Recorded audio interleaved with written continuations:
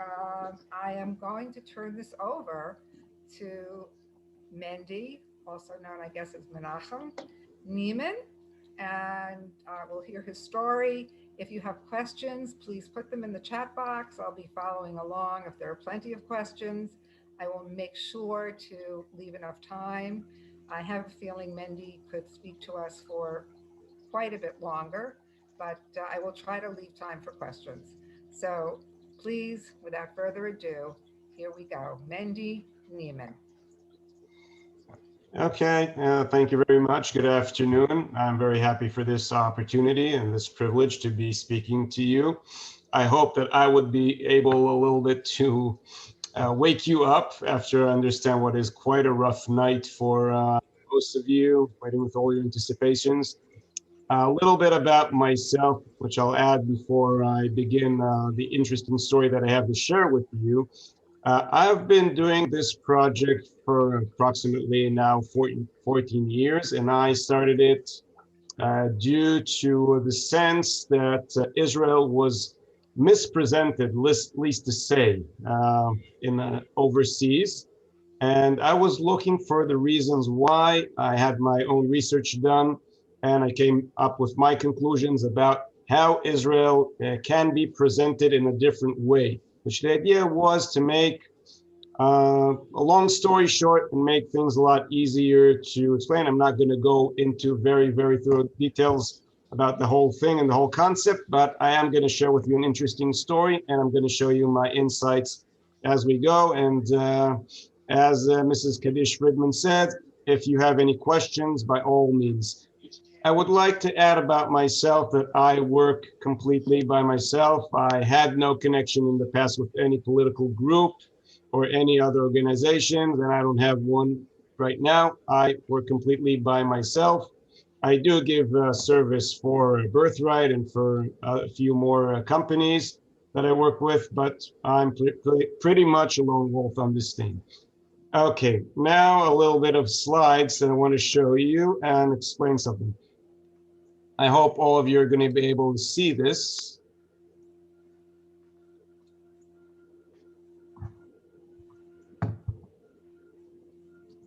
Okay, yeah. So, anti-Israeli activity or propaganda is not something which is unfamiliar to most of you or all of you. But I would like to travel a little bit out of the US and to help you meet another aspect of this phenomena. So I would assume that most of you, or maybe all of you, don't even recognize the person in the picture. His name is Christer Kronlid. He's a member of the Social Democrat Party in Sweden, which is extremely notorious for its anti-Israeli policy. Whoever you would ask about someone Israeli about service in Sweden would tell you that Sweden is the toughest state in the EU to be serving in. Swedes are not known to be pro-Israel, at least to say, and especially the Social Democrat Party. Christer in the past had quite a few not nice things to say about Israel. I'm just going to give you some very small examples. He said that Israel is building boundaries to, in a very racist way, separate ourselves from the Arabs. He also said that Israel government has the dreams of annexing land in which Palestinians have been living for thousands of years, and some other not nice things that are not pleasant for us to hear. Now, you would probably have a question. Okay, a Swedish left-wing politician who doesn't like Israel very much, that's not anything special. And also, why should I go to a figure like that who most people don't even know? I mean, there are other people who speak against Israel who are far more known and have a higher and more senior position. And if that's what you're asking yourself, then correct. We have such people and we don't have to go very far. Okay, I'm just going to wait a few seconds to let you see the pictures because I understand there is a delay. Maybe you're recognizing the person that you see right now in the picture. She's a little bit more famous. Okay, for whoever doesn't, this is Mrs. Margaret Wahlstrom, who until recently she was the foreign minister of Sweden. And she happens to be a member of the same party of Christer Kronlid you just saw a second ago. And she was known for her extreme unnice things to say about Israel.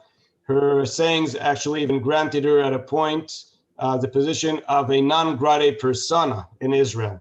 And actually, when she came to visit in Israel, and no one in the Israeli government went to meet her, and that's quite extraordinary when we're talking about someone who's very senior at a government of another friendly country. Let's just see a little bit of what she had to say about Israel. Okay, that's in Swedish, and let's translate that. I call for an investigation of whether Israel used extrajudicial lethal force against Palestinians who attacked Israelis. Okay, we're talking about 3 years ago when Israel was facing a phenomena of terrorist attacks by stabbers in our streets. And while we were obviously protecting ourselves by shooting these terrorists, so this is what this very nice lady has to say. We have to investigate if Israelis are using extrajudicial lethal force against Palestinians, not if Israel is protecting itself against terrorist attacks, which were held, by the way, against innocent people just in the street. Let's go on to another saying by this nice lady.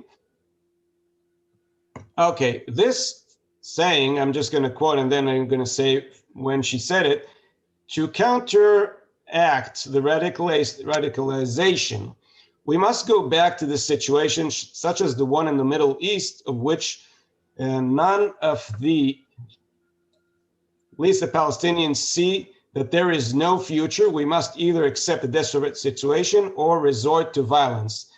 If you recall, in 2015, there was an ISIS attack in Paris over a crowd which went to a rock concert with nearly 130 French who were killed in that attack. And this lady, again, with a very anti-Semitic approach, found somehow how to connect this terrorist attack to what's happening in the Middle East. This happened in France. This had nothing to do with the Middle East. But then again, she can't let it go. So she didn't get her degree of non persona grata for nothing. Okay, let's see another saying by this lady. One moment, please. Okay, that's a little strange. How did that happen? That's a very good question. The Swedish government will oppose any attempt to impose a boycott upon Israel. Why would that lady say that? Well, I'm going to give you a hint. Do you remember our friend from a minute ago? Well, this guy here, Christer Kronlid, formed a lobby which pressured Margaret Wahlstrom, which was at the time a senior member at his party, to release that declaration, and by the way, other declarations also favoring Israel. How did that happen?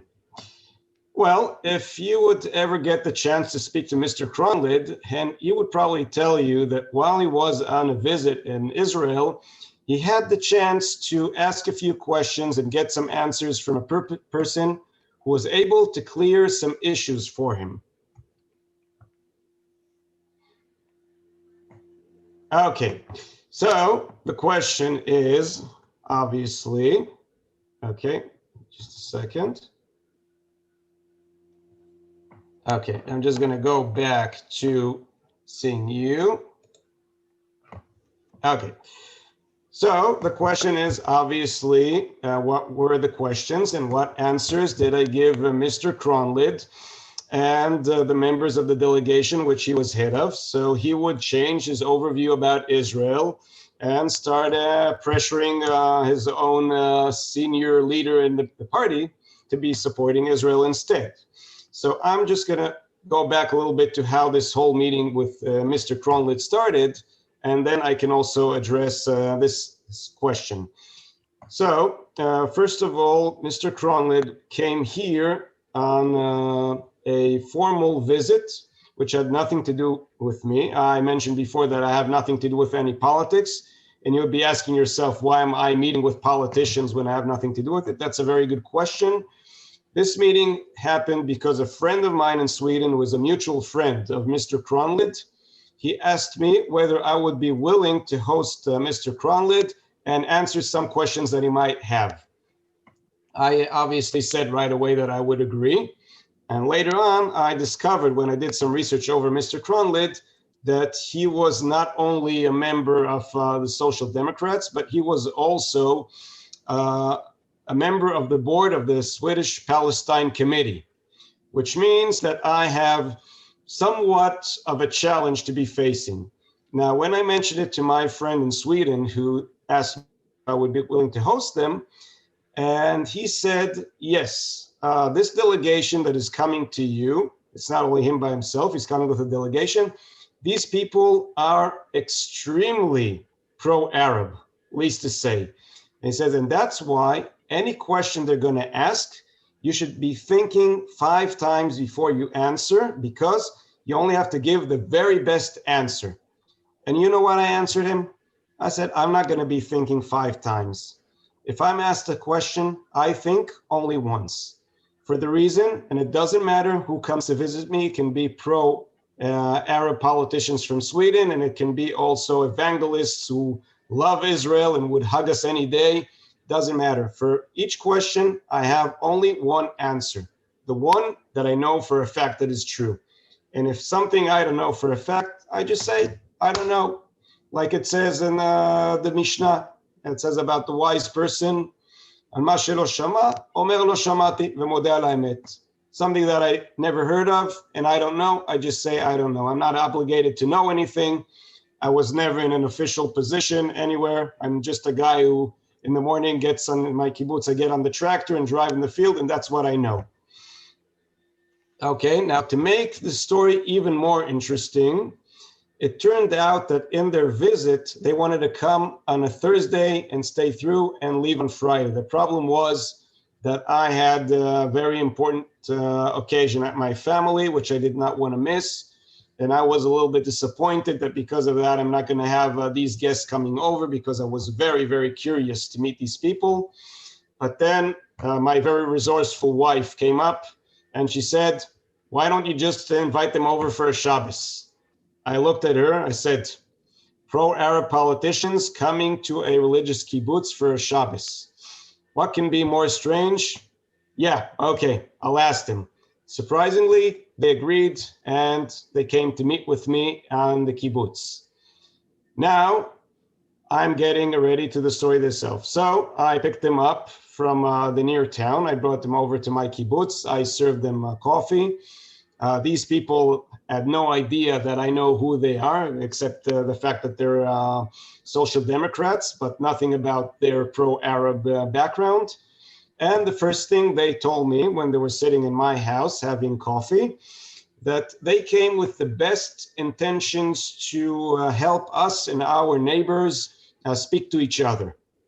Now, the second I heard this, and if I would have a thermometer attached to me, the thermometer would burst on the spot, because I got mad hearing this for 2 reasons. First of all, when I was thinking, people who think that we're building racist borders and that we have dreams to annex land in which Palestinians were living for thousands of years, what kind of fair mediators can they be? But I knew I have enough time over the Friday and Shabbos to go through a whole process with them and give them some answers about this. But there was another thing that was very much bothering me there. These people were pretty much giving me the sense that they come as the mature adults, the responsible adults who come to kindergarten to help the kids, the natives, speak to each other. You don't know how to talk to each other, so we're going to be the ones helping you to talk, which is pretty much patronizing. I didn't think they did it for any bad intention. Okay, I hear someone in the background. Do you hear me? Can you still hear me? Mrs. Friedman? Yes. Okay, so I'm continuing. Okay. I was getting the very uncomfortable feeling that these people are kind of patronizing over us, not with any bad intentions, but just because that's a way of thinking. And I figured for this, I have to give a very straight answer, which has to be very clear. and very short. Now, here's the challenge. Remembering who are my guests and remembering the fact that we only met a few minutes before. And these are extremely pro-Arab. Would I address such a question or such? And yeah. Your sound is going in and out a little bit. How is it now? Now it's fine. Okay, I'll try to stay close to the microphone. So the challenge here looks like a very strong challenge. How would I explain these people who are extremely not in favor of Israel to which neighborhood they came? Okay, and this is the first example of my approach, and I'm giving you a fair warning. I'm not so orthodox when it comes to doing advocating, but you can be your own judge for how things work. So obviously I didn't show them that I was getting mad because I had to keep a nice manner of a person who was hosting his guests. And the whole idea was that we're not going to be debating, but they're going to be asking questions and I will be answering the best I can. And here's what I told them. I told them that in my opinion, the Bush administration made a grave mistake when they overthrew Saddam in Iraq. Why? Because Saddam Hussein was, in my opinion, one of the 5 best leaders of the 20th century. Now, you can imagine the face expression that I was getting from these people at that second. Said, bingo, I got their attention. So I allowed them for about 2 or 3 seconds to a little be surprised and be in shock. And then I told them, you're surprised to hear this from me. I mean, I'm Jewish, I'm Israeli. I was a direct victim of the aggression of this person. And I would be saying about him that he is one of the top 5 leaders. And my guest said, yeah, we're pretty much now curious to hear why you said that. And I told him, look, when you try to determine if a leader is a good leader, what are you looking at? Are you looking at how much freedom or how much prosperity this person brings to his own civilians in his country? Well, look at Saddam. I mean, he's been around for quite a long as a leader. And while he was a leader, well, freedom of speech, obviously people in Iraq were free to say whatever Saddam wanted them to say. Elections, you know, you had elections, now you had your options. They had their options between Saddam, and Saddam. But what about their daily life? Could a person in Iraq go to his daily chores? Could he go to work? Could he go to get his groceries, do whatever he needs, travel around and knows that he comes back safely home? The answer was yes. It says, now look what happened ever since Saddam was overthrown. Okay, they have the freedom of speech. They had a few election campaigns in Iraq. They had a few leaders which were changed. But what about their day-to-day life? Is Iraq today a safe place for the typical Iraqi citizen? Can he go to work and know that he comes back home intact in one piece? Or his other chores? And they said, no, obviously not. Said, okay, so here is how you measure a leader. The first basic thing, the security for the people. Saddam was able to give it to his own people. But look, ever since he was removed, there is no single day of peace and quiet in Iraq. So I told him, you have to ask yourself about people living in Iraq, or for this matter, people living in Libya or Syria or other countries in our region, not why these people are so poor that they have these kind of leaders. And Saddam was definitely a very ruthless leader, very cruel. He killed a lot of people, of his own people, and also of the Iranians and others, you name it. But ask yourself this question: how come only figures like Saddam, like Assad in Syria, or like Gaddafi in Libya, or etc., are the people who can rule these countries? I mean, how come no other leaders managed to last for so long? Who are the people who live in these countries that need figures like Saddam or Assad that I just mentioned? Now, these people, my guests, they looked at me, they nodded, and they said, okay, now we understood what you were referring to. and asked him, what did you understand? And he said, okay, we understood. Your guests, your neighbors are Palestinians, Jordanians, Syrians, Egyptians. They're not Norwegians and they're not Danes, meaning they're not like the people we know from our neighborhood. So that was the very first thing, to get them to know. Now, you can imagine for yourself, go back again to the first sentence that they told me, that they want to come and mediate in a goodwill. And then obviously, if I would be telling them, yeah, but how would you want us to achieve peace with our neighbors? They're terrorists, they're ruthless, bloodthirsty people. How long do you think my guests would still be continuing to listen to me? Okay, so this was a different approach, was first of all, allowed them to get a different picture of what the Middle East is. And they got also a different sense of the person who was talking to them now. They understood we're going to get a different angle of the things. And different angle, that's the key word here. Another key word is how you do this thing just in the number of very, very few minutes. Okay, obviously, I was not able to go into a long lecture, and you can see this explanation that I gave them, how long it took. Now, obviously, my guests had a lot of very complicated or challenging questions to ask. But again, my method, my approach, my concept says simple answers to so-called complicated questions. When you have the truth on your side, you don't have to be worried about anything and you don't have to be ashamed about anything. Just tell the truth. But you can use a different approach. And I'll be giving you a few more examples of how this was done. Okay, another question which I was asked by these people had to do with IDF actions in Gaza or in the West Bank as an equivalent to what the Wehrmacht did during the 1940s. You're probably familiar with that kind of propaganda, if I'm correct. Okay, this is not something which you didn't encounter before. So obviously I was asked such a question. Now, when an issue like this comes up, such an equivalent, this is pure denying of the Holocaust. There is no other name for this. Very disturbing when people ask, but nevertheless, this is something that exists. But when I was asked this question by my guests, and I saw here the opportunity, how do you say it, grabbed two birds with a single stone? Is that the word, the phrase for it? Kill two birds with one stone. Okay, thank you. Kill two birds with a single stone. Okay, how so? I was telling my guests about an incident which happened in Warsaw. Okay, a peace activist who happens to be Israeli, I can also give you the name, Jonathan Shapiro, or Yonatan Shapira.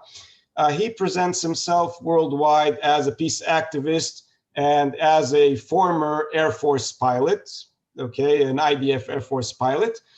And he wrote a graffiti on the wall of the ghetto in Warsaw saying, Warsaw, Gaza Strip, there should be no ghettos. Okay, now, besides what I think about such an act of vandalizing in public, and especially a place with such a symbolic, such symbolic like the ghetto of Warsaw, I told them I have another problem with this, okay, about equivalent. How can I address such a thing? Now, the challenge here is very simple. How would I answer such a question by, once again, getting the attention of the people I'm talking to right away, giving them an answer, showing them that it's absurd, and doing it in less than 5 minutes. Now, you can time me for this and see how long the answer takes for a very so-called complicated issue. Once I was asked this, and I gave them the example of Jonathan Shapiro saying that the Gaza Strip and the ghetto of Warsaw is an equal case.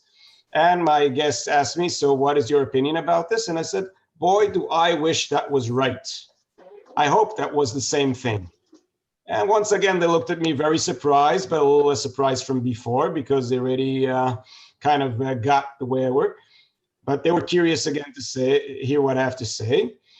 And I explained, look, when Ghetto Warsaw was packed to its maximum, probably somewhere during 1943 or 44, I asked him, do you know how many Jews were living in that very, very small but dense area? And they assumed that it was probably somewhere between 400,000 to 600,000 Jews. And I said, you're probably right. That's more or less the numbers. But then when the war was over in 1945, how many Jews were living there? And they said maybe a few hundreds, a few thousand. I said, you're probably correct again. And then says, now let's look at the Gaza Strip. Okay, in the Gaza Strip in 1967, when it was occupied first by the IDF, and I'm deliberately using these terms, how many Palestinians were living in the Gaza Strip? They had no idea. So I said, well, the official head count of 1967 was 350,000 Arabs living in the Gaza Strip. And after more than 40 years of very ruthless occupation, their number has diminished to nearly 2.1 million. And they looked at me surprised for a second and then said, okay, now we understood. And then again, what did you understand? Says, okay, we understood there is no way you can compare between both cases. I said, even more than that, why did I say that I wish that was true? Because I wish that in the ghetto of Warsaw, after 3 or 4 years of war, I would discover that the Jewish population did not diminish, but rather multiplied itself by 3, by 4, by 5, same like happened in the Gaza Strip. But obviously, that's not the case. Did you time me, by the way? Did you see how long that explanation took? Because that's the idea. Okay, now I'm going to go on to another complicated question, which I was asked by my distinguished guests. They asked me also about the West Bank. Is the West Bank a place which it's legal for Israel to be living in? Now, I'm going to quote you exactly the words which I heard from one of the members of that delegation, and then I'm also going to be giving you the answer. So his question was, they said that they were meeting a few days before with a member of B'Tselem. I hope you're familiar with that organization. Okay, they were in the town of Nablus, of Shechem, that's in the West Bank. And they heard from that member of B'Tselem. B'Tselem is, for anyone who's not familiar, that's one of the organizations on the extreme left in Israel. I don't know if you have an equivalent also in the United States, like we have, for example, for Peace Now. But this member of B'Tselem, he showed them a map of the region, and he showed them how the Israeli settlements are spread on the map. And he proved to them that the way these settlements are spread is, excuse me, this is a deliberate plan by the Israeli government to prevent any possibility of founding a Palestinian Arab state in the future. And because this is illegally, according to in the law, this is illegal. Of course, this is not okay. What do you think about it? Okay, this was how the question came from this person. Now, just a split of a second that it took before answering his question, I thought about what he had to say, because there were two very important components in that question. One was the question of this person from B'Tselem telling them that there is an Israeli plan that he proved for preventing any possibility for erecting a Palestinian state in the future.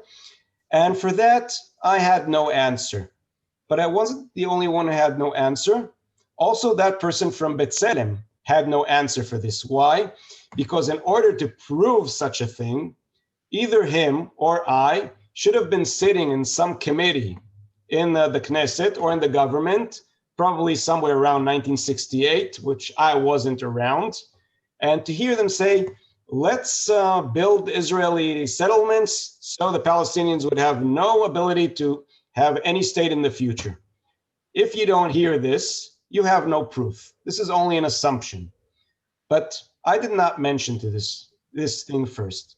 I went to the other component of the question, and the other component was maybe secondary, but was at least as important. He says, but because the Israeli settling in the West Bank is illegal, that's not okay. What's your opinion? And I just put on a surprise expression on my face and I said, why is it illegal? I know it's legal. And then I showed them a document. Just a second, I'll try showing you the document as well. One moment, please. You can see it. Just running through.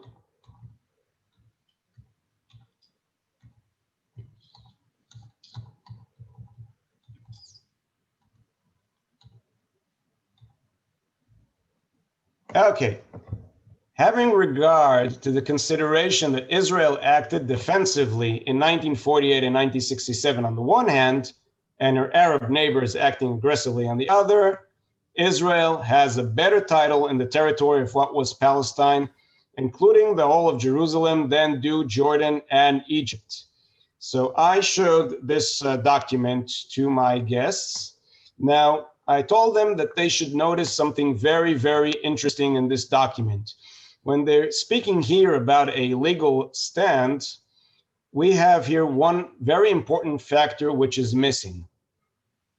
Palestinians are not even mentioned here. And the source, this was the source. Now, my guess, when they saw this document, you can only imagine how shocked and surprised they were. They looked at me and they said, what? It's legal for Israel to be ruling over the West Bank? I said, you don't have to ask me. You see the document right in front of your eyes. And the very second I showed it to them and they realized, they didn't ask any more questions about illegal settlements or illegal actions or etc. because they said right away, okay, if you have proof that this is legal, then it's legal. That's enough for us. But they had one last very, very disturbing question. Okay, I always say I have answers for just about anything when it comes to this issue of advocating for Israel, but there is only one single question which I'm asked and I never have a good answer for. And that question, when it came from my guests, was even more disturbing. They told me, look, we meet with our colleagues from Israel. We meet with Israeli diplomats. How come we never hear all of this from them? How come we come all the way to Kibbutz Tirat Tzvi to meet with you for the first time to get this information? And you know what I said? I have no idea. I don't work for the Foreign Affairs Ministry. I have no contact with anyone there, no contact with anyone in our government. I have no idea. I just know that because the sense is that this information doesn't pass on, so I speak to audiences such as you, and I present you this information that hopefully you can also do the same I did with these very nice people that were visiting me. Okay, I'm going to go on to another example of an issue which looks complicated but needs an answer. I was asked, so it's legal for Israel to be ruling over the West Bank, but what about the Palestinian refugees? You know, these people are living in very, very poor conditions and there is no solution for them and etc.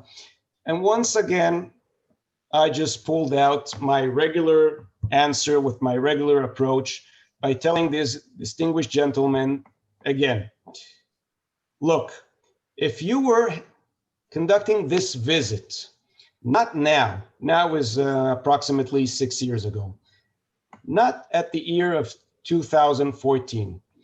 If you would come 50 or 60 years ago and you would be traveling in Israel, you would have seen a lot of refuge camps.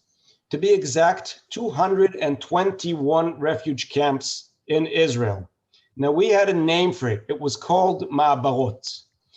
And people who were living there were poor Jews who came, some of them from Europe after the war, some of them came from Arab countries, which they were driven out from.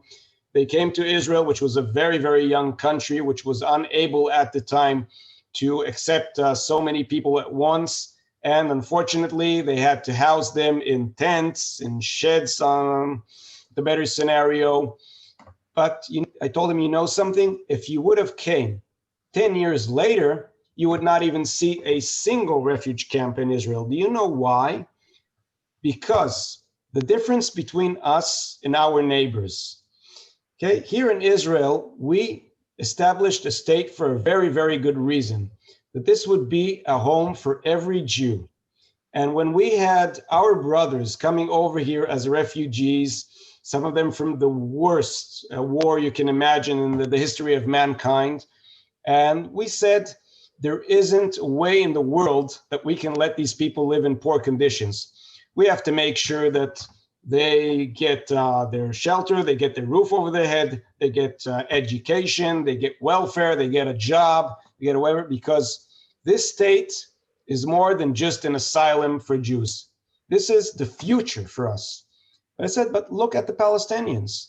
They have an agency in the United Nations, probably not anymore due to the courtesy of the Trump administration who stopped supporting them.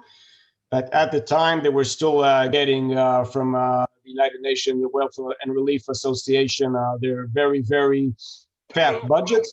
Look at them. They have support from their own agency, and their numbers, not only that they're not rehabilitating, you see there are just more and more of those refugees. Their numbers are just increasing. The war is long, long gone, long, long over, but just more and more refugees.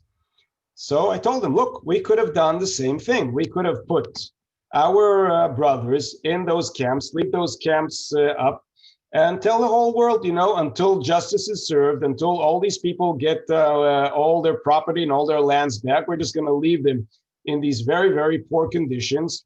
We're going to let them decay there. And you Swedes and other Europeans and Americans with your tax money, you're going to keep on supporting them, okay, until we solve the problem. But obviously we didn't do it. Okay, this was again another very short, I admit, an orthodox way to explain an issue, but was very, very useful. These people were very much curious about what I had to say, and they were going through a change. To what content, I can tell you, first of all, if we're going to go back to what Mr. Kronlid had to say about Israel, if you remember at the beginning of this presentation. He mentioned that that was an article that he had, that Israel is building racist borders to separate us from the Palestinians. He mentioned that we had dreams to annex land in which Palestinians were living in for thousands of years. So I decided that I'm going to address him again a few weeks after going back to Sweden from that visit, and gently confront him with his article. Okay, now that article was on his website, and I could see people who tried to correct him, and he just kept on giving them answers, which he was pretty much evading from giving a straight answer, and he wasn't answering very nice to people, which is not very typical for Swedes. So once again, I took a different approach on how to ask Mr. Kronlid to do something about this anti-Israeli article that he had on his website. So I stated to him in an email that I wrote him that I read his article. I didn't mention that I read that article before his visit, because I wanted to see what the visit is going to do to him and the rest of the members of this delegation. But when I saw a few weeks upon his return to Sweden, that the article was still there, I figured this would be a good timing to mention a few things about this article. So I started off with saying how happy I am to see that he has an article in which he wants to criticize Israel. How come? Because it mentioned Israel is a democracy. We have a free regime here. We're liberals, and criticizing is a very, very important milestone in a democracy. But I told them there is only a slight problem here. In order for criticism to really reach its goals, criticism has to be accurate. I told them, make your article accurate on a few matters and everything would be fine. We'll be very happy with it. His question back was, what do you think I have to correct over this article? And I sent him a new email, which showed that pretty much he had to erase everything.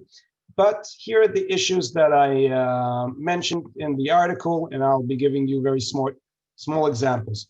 First of all, he was referring to Israel wanting to build racist borders.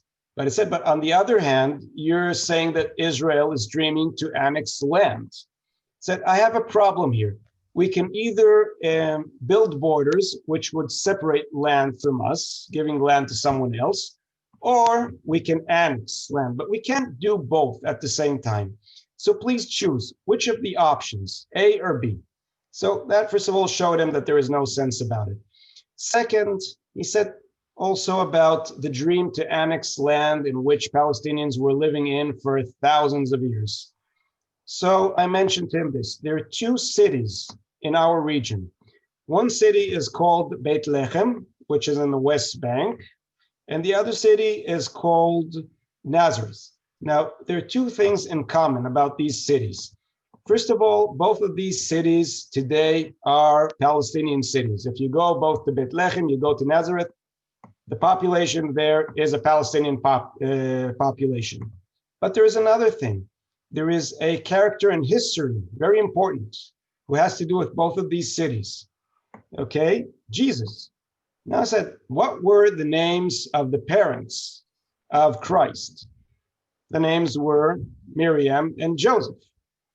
His apostles were Paul, which is Shaul, Matthew, which is Matityahu or Mati.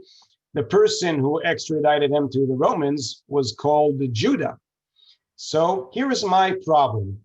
I only went 2,000 years back, and I see with both of these cities, this person is associated with, and I'm missing something very important.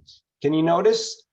There is no Mahmoud or Ayman or Ali in the story. 2,000 years back, two Palestinian cities in which Palestinians were living for thousands of years. Not even a single Palestinian name. All names are Jewish. I can tell you that Mr. Cronlid didn't change anything in his article. He completely removed it from his website, and instead, by the way, he doesn't even criticize Israel in his articles. He only writes good things about Israel, but he did start very thoroughly criticizing Arab anti-Semitism in Sweden. And I'm reminding you that this guy is a member of the Social Democrat Party. It's not an easy thing to be criticizing anti-Semitism in such a clear way in Sweden, because politically correct is very, very strong there, especially if you are on the left wing. But this person, I can tell you, was using very, very strong words to criticize anti-Semitism, which comes from Arabs in Sweden. He also joined rallies which were held by the Jewish community in the city of Malmo. If you're updated on what's happening in Sweden, so Malmo has the largest population of Muslims over there, and the Jewish community has a lot of anti-Semitic incidents in that city. And he just went and marched over there with a black yarmulke on his head. I can add, besides of that, that during operations which took place in Gaza, he joined pro-Israeli rallies in Sweden, and he went and demonstrated in front of some of the largest media networks, accusing them of miscovering what's happening here in the Middle East. And he actually even called me during the time that there was an operation in Gaza, and he told me, please tell me what's going on, because I don't trust the media in this country. He say, I'm standing strong with you, Israelis. And I'm pro-Israeli for now for the reason why, that I know the truth. And that's the important thing. When I had these people with me, I was not representing Israel. I was representing the truth, whatever I know for a fact. Shall we continue or questions? Wait, I can't hear you. Mrs. Kaddish, just a second, I can't hear you. Okay. We do have some questions. Yeah, please. I think that you told us a wonderful story about, an anecdote about how you can really affect change one person at a time. But Stephen Rubin wants to know, why do you Sure. use the words occupied territories and the West Bank as opposed to Judea and Samaria and just Judea and Samaria? Okay. Thank you, Mr. Rubin, for your question. It's a very important question. Deliberately, I use these terms because my approach many times when I deal with an audience is to show how ridiculous it is when they use terms, which these terms have nothing to do really with reality. Now, especially when I'm speaking to a delegation which comes on behalf of a pro-Arab organization in Sweden, if I would be using these terms towards them, then they would probably immediately say, okay, this is the typical guy who was in Israeli and he doesn't know anything about the other side. And obviously he's representing only his own side of the story. So when I use these terms, first of all, I show them that I'm very much familiar and I'm willing to use these terms. I'm not afraid of using these terms. That's a very, very important thing. With criticism, you're not afraid from anything. You would always use terms used by others also for that reason. And then you can show how ridiculous it is. Why are they calling this the West Bank? I mean, this is part of Israel. But to show, again, how ridiculous it is, so that's why I used it. I understand. You want to be able to speak their language and have them understand that. Precisely. Exactly. Yes. Now, I guess somebody came on late or we weren't really paying attention, but I can't answer this question. How did you come in contact with this Swedish delegation? Okay, I will repeat from the beginning that I said that I have, no, just very, very short. I said that I have no contact with politicians or politics whatsoever. It's an interesting story. A friend of mine in Sweden was a mutual friend of the Swedish gentleman that I showed you. He was the one who did the shidduch between us because his friend was coming with this delegation on an official visit to our region. And he wanted to meet with someone who is just a typical Israeli, not anyone who was involved with anything. And since my friend in Sweden used to live also in Israel, and he knew me from before, so he called me up and he said, would you be willing to host this delegation over at Tirat Tzvi? So I have to say that we had a very, very interesting experience here, at least to say.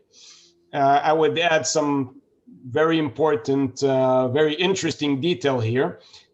These people, while they were here over a Shabbos, they respected all the way. And so they had the yarmulkes on their head. They came over to shul and they came to the meals. And one of them told me after the Friday night service that he felt something very, very familiar. And he couldn't say what it was. He says, obviously, it wasn't the words of the prayers because he didn't understand a word. I gave them Sidurim in Hebrew, with a translation to English, but they didn't understand the Hebrew. It says something was very, very familiar. I felt at home. And I tried to think what it could be. And then I pretty much nailed it. Tirat Tzvi was established by people who mainly came from Germany. They were Yekes. And probably the melodies of our services were very much similar to the melodies which come from this part of the world. And that was familiar to them, probably from the songs they used to hear as children, from folklore. So very, very interesting. Okay. Charles Jacobs has a really good question. And this is really one of the most important questions. How can we extend this type of success beyond the one-on-one, beyond this one person, this one group? How do we get this? How do we get to do this on a larger scale? Well, I think you saw the good example at the beginning of my presentation. If you would recall what nice Mrs. Wahlstrom had to say, that they would oppose any boycotts on Israel, which was kind of surprising at first. And I come to the point. Mr. Kronlid was the guy who formed the lobby inside the Social Democrat Party in order to pressure Mrs. Wahlstrom to make this declaration. Okay, so you can never tell when you speak to one person what would be the outcomes and how far it's going to go. And Mrs. Wahlstrom is was at the time a very powerful figure in the Swedish politics.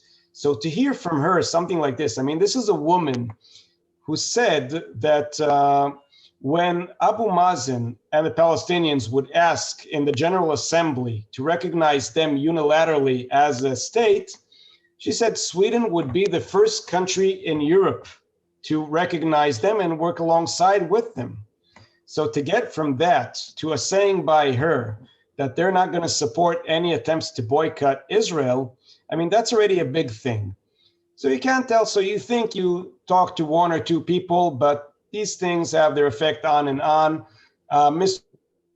Lid, by the way, he's not anymore a member of the Palestinian lobby. He's now a member of Social Democrats, Friends of Israel and Sweden.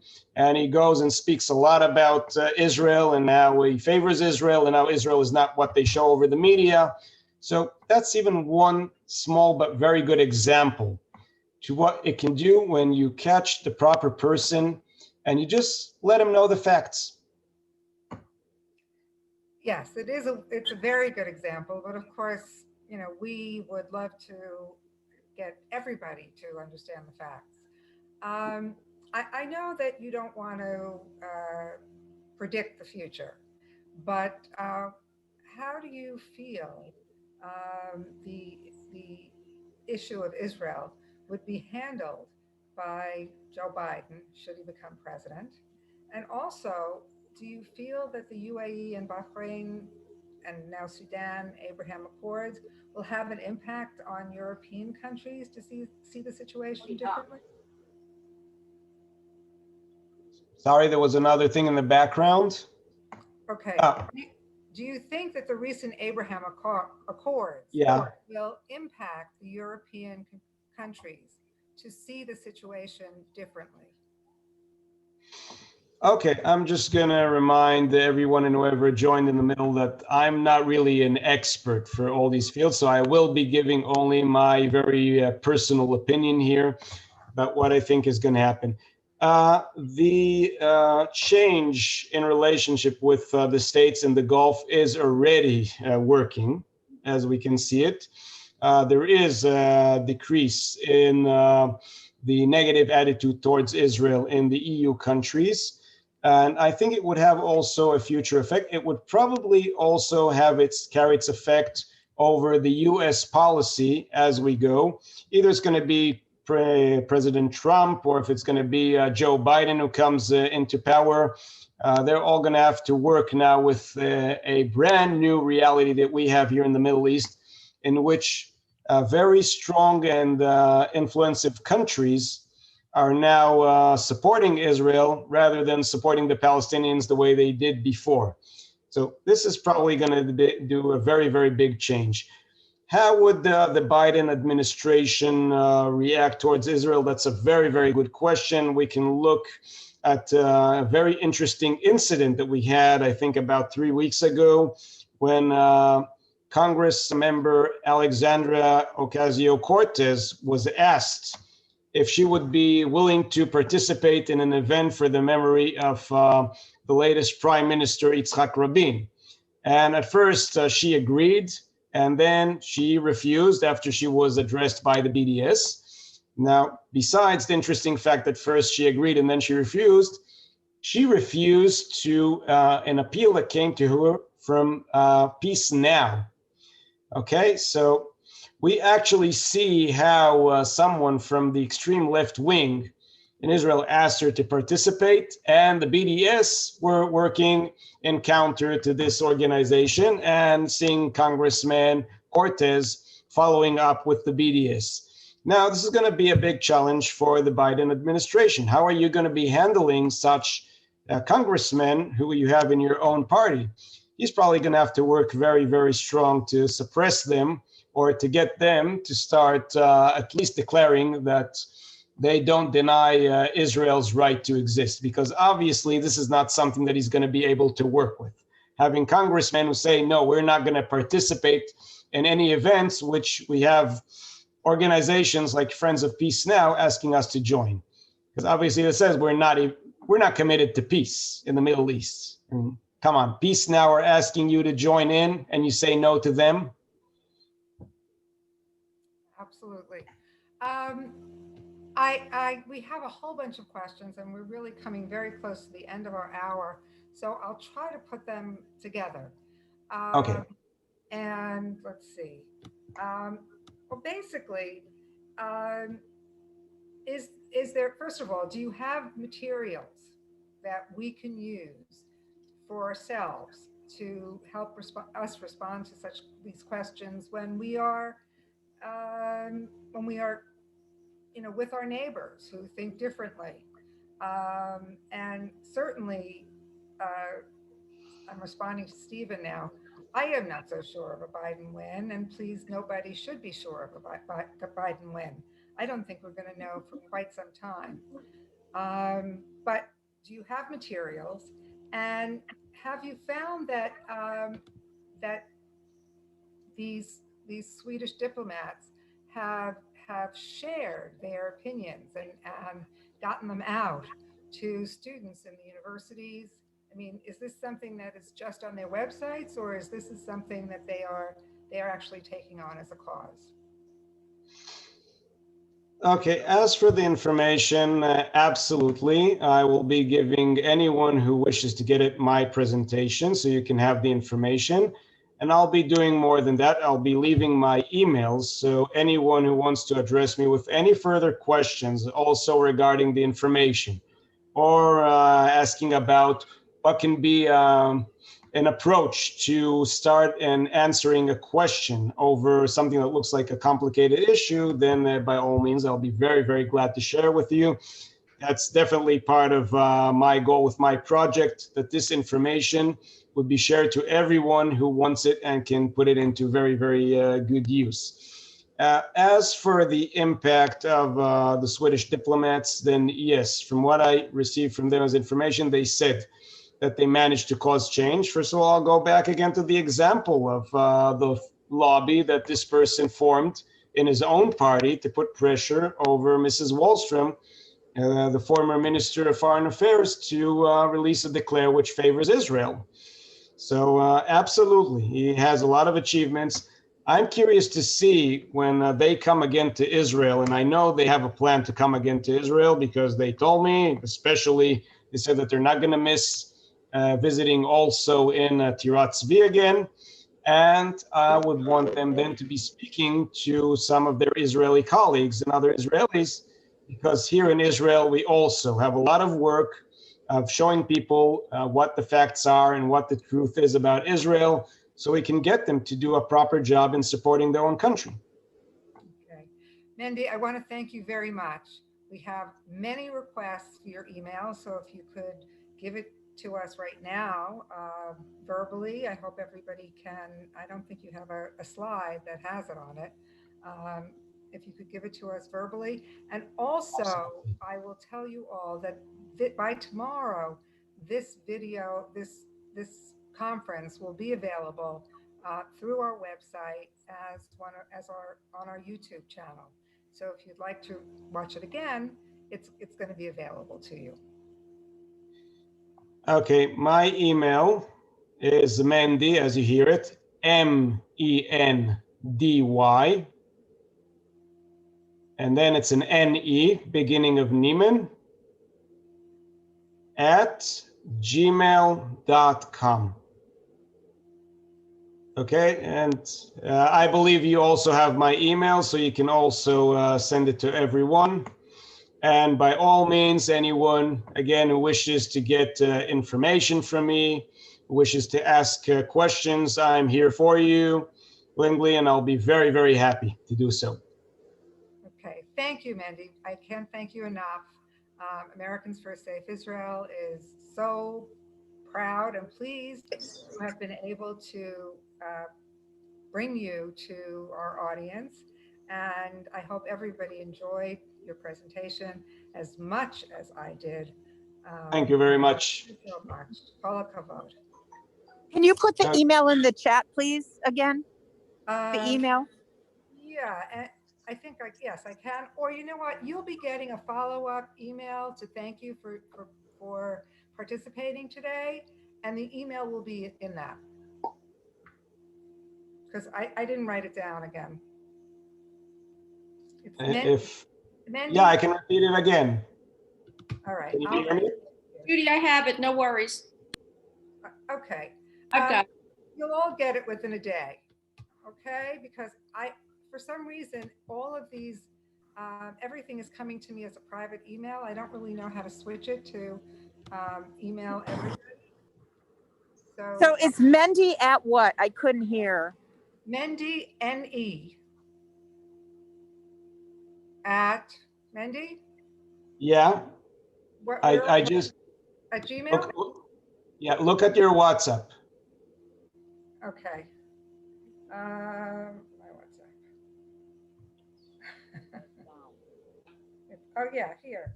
Mendy, MENDYNE @gmail.com. And Ruti Eastman, thank you very much. You put it in the chat box for everybody to see it. Thank you very much. So I hope to see everybody again soon. And I wish you all a wonderful day and week. And oh my goodness, Robin Friedman just wanted to know, how do you answer they stole our land? This is part of it. I mean, we have to go back to the history, and maybe we need to do another program on the history. Anyway, thank you so much again, and have a wonderful, wonderful afternoon, evening, depending on where you are. Shalom, hitraot. Hitraot, everyone. Okay, thank you.